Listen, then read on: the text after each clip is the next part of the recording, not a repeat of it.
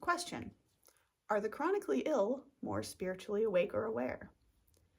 This is something that I was thinking about the other day that dawned on my awareness, and I thought, wow, that's a really interesting subject, so perhaps I'll make a video about it.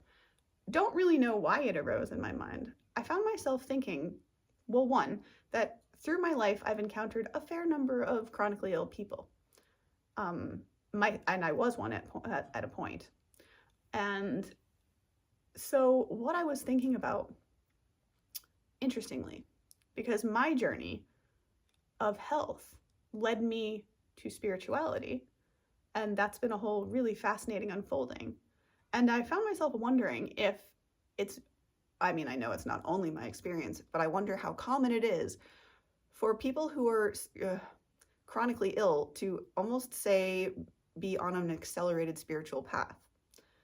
What I mean is, I sort of almost feel like chronically ill people become more in touch with their spirituality sooner than, say, the general public who has got decent health. Why?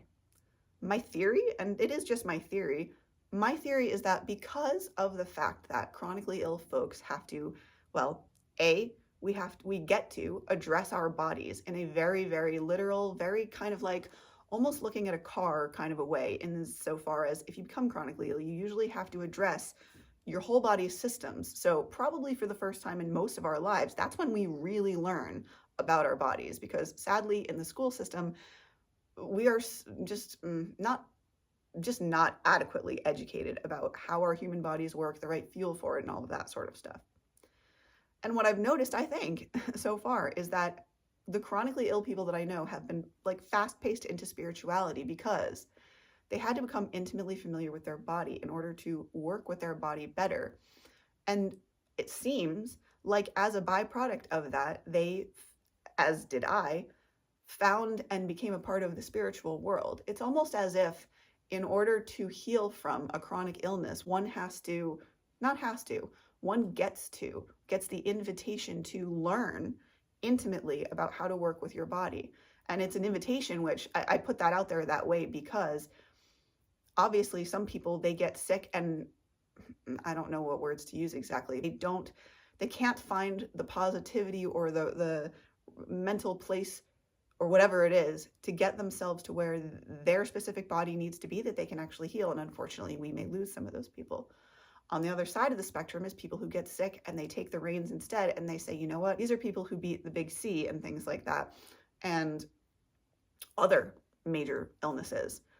You know, we look at these people and we're like, how did they do that?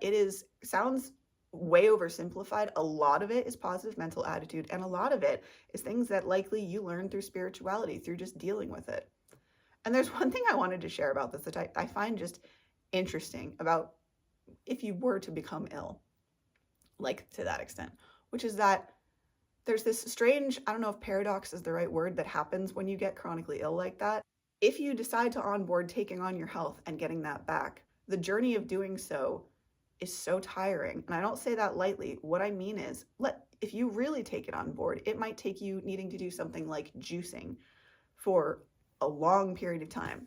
Now, juicing is amazing, and that's a whole subject for another video. My point, however, is that what's interesting about it, and I didn't often think about until I was the person in the situation, juicing actually requires a lot of energy. You have to you have to collect your fruits, you have to peel your fruits if that's required, or take them out of the skin, or take the pupik, that's what my family calls the inside part of the orange.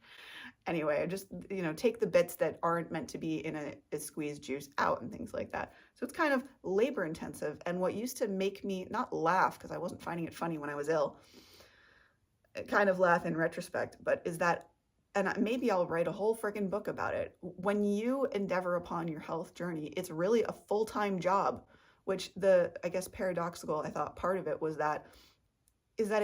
when you're that unwell, it takes such a massive amount of energy to even do the juicing that taking care of yourself at that point literally becomes a job. So if you happen to also have some kind of job or responsibility, it's just an interesting thing that it can be so exhausting. So I would, I guess, like to invite you to the comfort, if this helps at all, of the understanding that another person who has at one time been chronically ill understands fully understands, and you are not alone, that it can feel like, and like even more than a job, which is overwhelming when you're not well.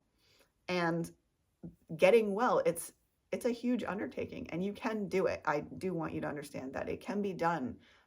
And also, the part that people don't talk about is the mindset part, like the mindset and the physical fact that juicing or the raw food diet or things you may have to do to get healthy are really require a lot of energy. And that if you're already drained by being chronically ill, you don't really have, again, back to the whole personal battery thing, your battery will already be more than probably half drained from just having the illness.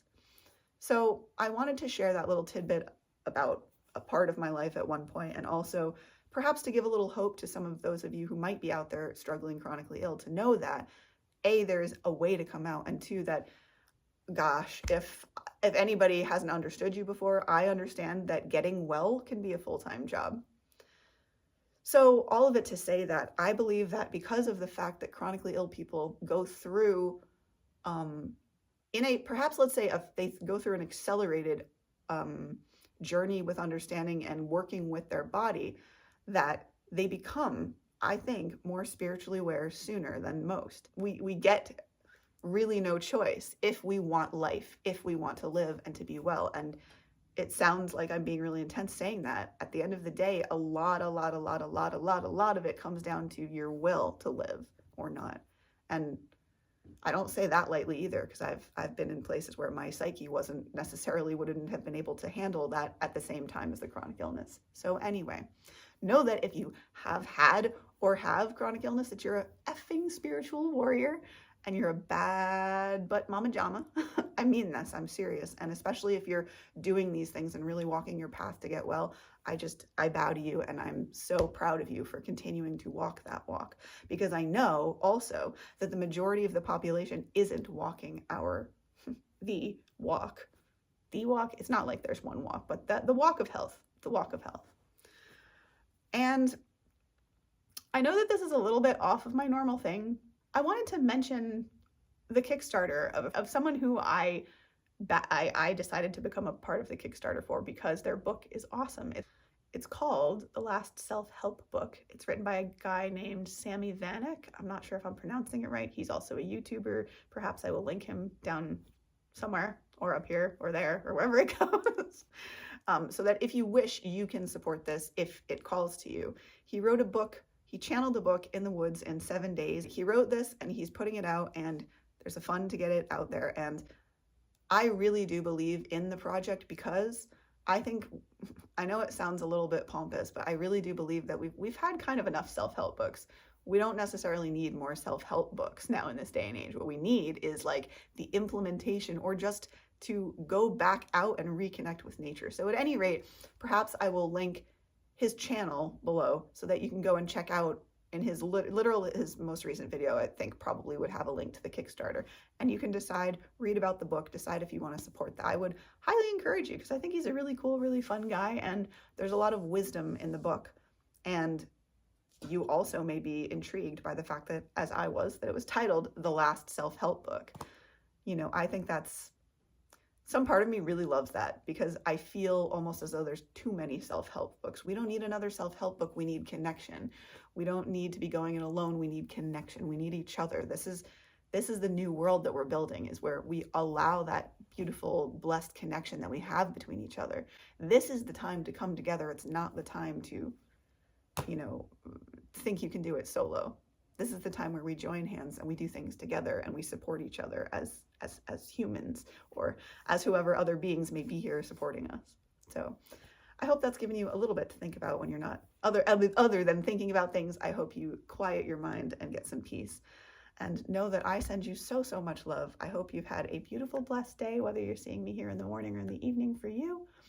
Namaste, much love, and I will see you, beautiful cats, in the next video. If you do need coaching, feel free to reach out to this email address, and I will see you beautiful soon. We're getting, by the way, it's very early in the morning, we're getting another dump of snow, so I can't promise that I won't do another snow ASMR, another snow video, because I like snow.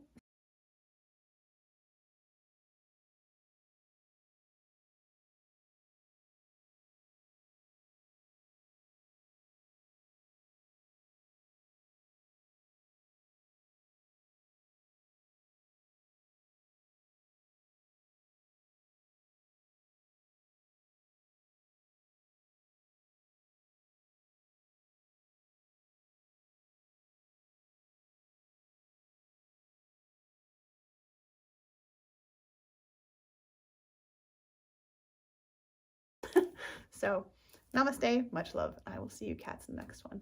Bye. Be well.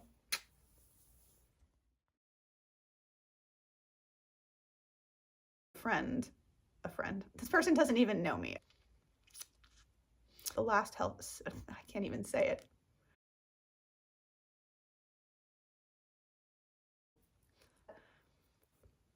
What if is there even a normal? And he wrote it, and it's called, what did I just say it was called? Well, anyway, maybe I'll edit that back in, but anyway, whatever it's called. I can remember the cover right now, but the title just went. It's got a picture of a chicken, bananas, and potatoes on the title. Oh, it's called The Last Self-Help Book. Sorry. Blah, blah, blah. Brain fart. God, we use such aggressive words sometimes. I'm realizing now when I speak, like we use the words like beaten something and da-da-da. We have many aggressive words, you know. For example, to kill the birds with 2 stones, kill 2 birds with 1 stone. I also am like, what? I don't want to say that anymore. Anyway, I'm just realizing a lot of the weird things of the English language. But the popek, that's what my family calls the inside part of the orange.